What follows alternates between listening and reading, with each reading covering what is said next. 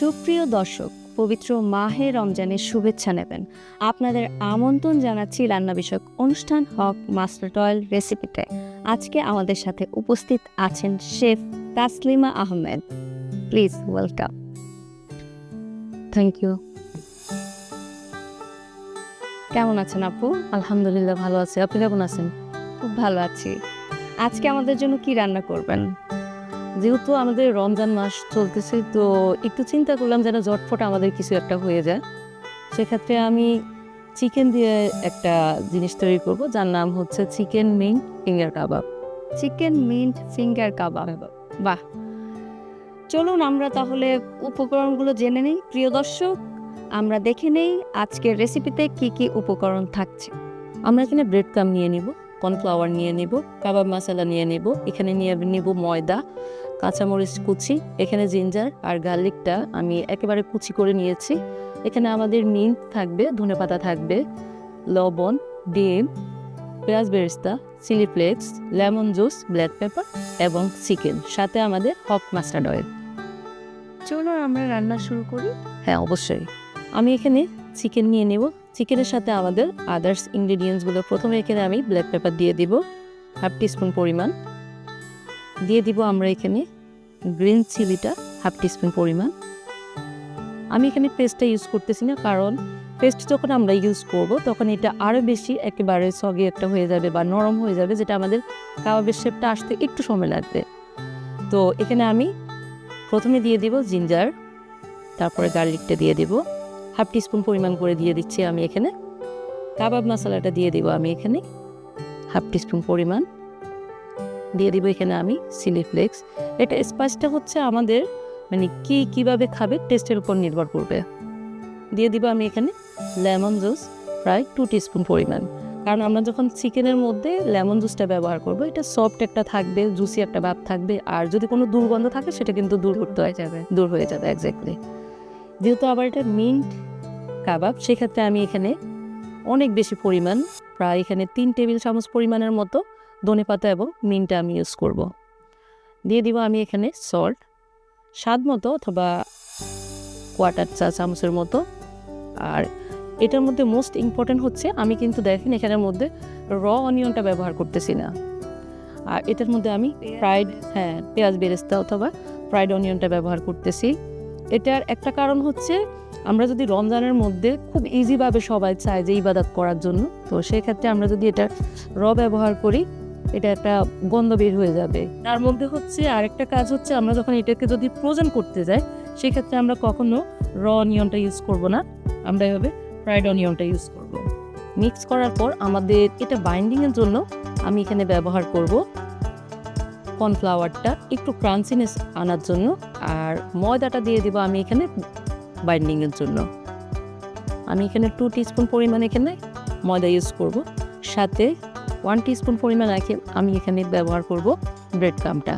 এটা আমাদের, যেহেতু আমরা এখানে কোনো ধরনের ব্রেড ইউজ করতেছি না, সরাসরি কাবাবটা ইউজ করতেছি, সেক্ষেত্রে হবে কি আমাদের বাইন্ডিংয়ের জন্য এটা অনেক বেশি কার্যকর, একটা শক্ত বাইন্ডিং দেওয়া হবে। যদি আমরা এগুলো না ব্যবহার করতাম বাইন্ডিংয়ের জন্য, কিন্তু আমাদের কাবাবটা এটা তেলে দেওয়ার সাথে সাথে ছেড়ে দিত, কাবাবের শেপটা আর থাকতো না। তো যতটুকু পরিমাণ আমাদের বাইন্ডিংয়ের জন্য লাগে, আমরা সেই পরিমাণে এখানে ইউজ করব। আমি কিন্তু এখনই অনেক সুন্দর একটা অ্যারোমা পাচ্ছি। আমরা মিন্ট, ধনেপাতা, পেঁয়াজ বেরেস্তা সব কিছু সুন্দর একটা অ্যারোমা বের হয়ে গেছে, খুব সুন্দর। এভাবে আমরা একটা শেপ দিয়ে নেব। আপু, আমাকে একটু হেল্প করতে হবে, একটা প্লেট লাগবে আমাদের। আমরা যেহেতু এটা ফিঙ্গার কাবাব তৈরি করব, সেক্ষেত্রে এভাবে করে আমরা একটু লম্বা লম্বা করে ফিঙ্গারের সাইজ দিয়ে দেব। ওকে, এখানে আমি এটার নাম ফিঙ্গার কাবাব। আমি এই প্লেটটার মধ্যে একটু ময়দা আর এখানে দিয়ে দিব কর্নফ্লাওয়ারটা, দিয়ে এটা জাস্ট 2টা মিলে আমরা মিক্স করব। আপু, আমি এবার এই মিক্সচারের মধ্যে এই লম্বা লম্বা করে শেপগুলো দিয়ে দেব। এভাবে করে আমরা প্রতিটা কাবাব তৈরি করে নেব। আর ময়দার মধ্যে এবং কর্নফ্লাওয়ারের মধ্যে আমি এখানে কোটিং করতেছি। আমরা যেহেতু এটাকে ডিমে দিব, তার পরবর্তীতে হচ্ছে ব্রেড ক্রামে দিব, দেওয়ার পর আমরা এভাবে করে একটু কোটিং করে নেব। এই কোটিংটা করার ট্রিক্স হচ্ছে আমরা যখন এটা ডিমের মধ্যে দিব তারপর তেলে দিব, এটার মধ্যে তেলটা বেশি ভিতরে শুষে নেবে না, নাহলে আমরা সরাসরি দেওয়ার পর কিন্তু তেলটা ভিতরে ঢুকে যায় হুট করে। তো এই কোটিংটা করার কারণে আমাদের তেলটা ভিতরে ওইভাবে ঢুকবে না।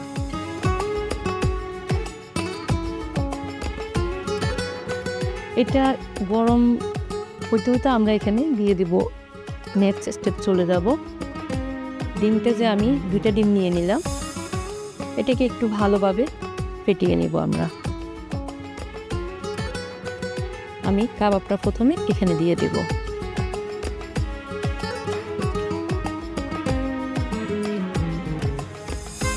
এবার আমি এটাকে ব্রেড কামে দিয়ে দেব। ব্রেড কাম হচ্ছে একটু কালারটা দেখার সৌন্দর্যার্থে আমরা ব্রেড কামটা ইউজ করি, আর একটা ক্রাঞ্চিনেস আসে এটা।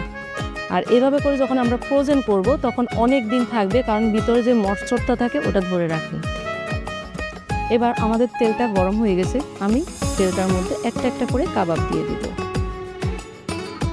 এটা কেউ চাইলে আরও বেশি তেল দিয়ে পুরো ডুবো তেলেও ভাজতে পারে। তো আমি যেহেতু রমজান, আসলে আমরা যারা রান্না করি সব দিকে আমাদের খেয়াল রাখতে হয়।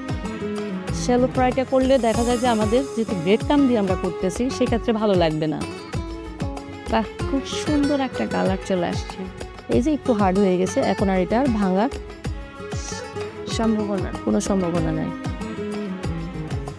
আপু আমাদের কিন্তু দেখেন 2 পাশটায় সুন্দর একটা কালার চলে এসেছে, আর সুন্দর লাগছে দেখতে। হ্যাঁ, কালারের সাথে কিন্তু গ্রানটাও আমরা পাচ্ছি, যেটা হচ্ছে হট মাস্টার্ড অয়েলে যে একটা ফ্লেভার, এটা কিন্তু এটার মধ্যে বোঝা যাচ্ছে, একটা ঝাঁঝালো একটা গন্ধ। জি আপু, আমি ডেকোরেশনটা করার জন্য কিছু গার্নিশিংয়ের জিনিস রাখছি, যেটা হচ্ছে আমাদের এডিবল, খাওয়া যায়, সালাদ আইটেমের মতো কিছুটা।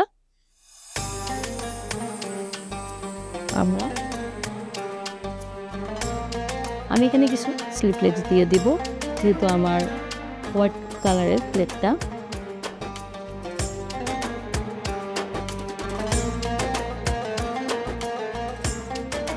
বাস, তৈরি হয়ে গেল আমাদের চিকেন উইং ফিঙ্গার কাবাব। আপু আপনার জন্য। থ্যাংক ইউ সো মাচ আপু, এত সুন্দর একটা রেসিপি এত অল্প সময়ে আমাদের সাথে শেয়ার করার জন্য। Thank you. প্রিয় দর্শক, আজ এই পর্যন্তই। দেখা হবে আগামী দিন নতুন কোনো রেসিপি নিয়ে, হক মাস্টার্ড অয়েল রেসিপিতে। সে পর্যন্ত ভালো থাকবেন, সুস্থ থাকবেন। আল্লাহ হাফেজ।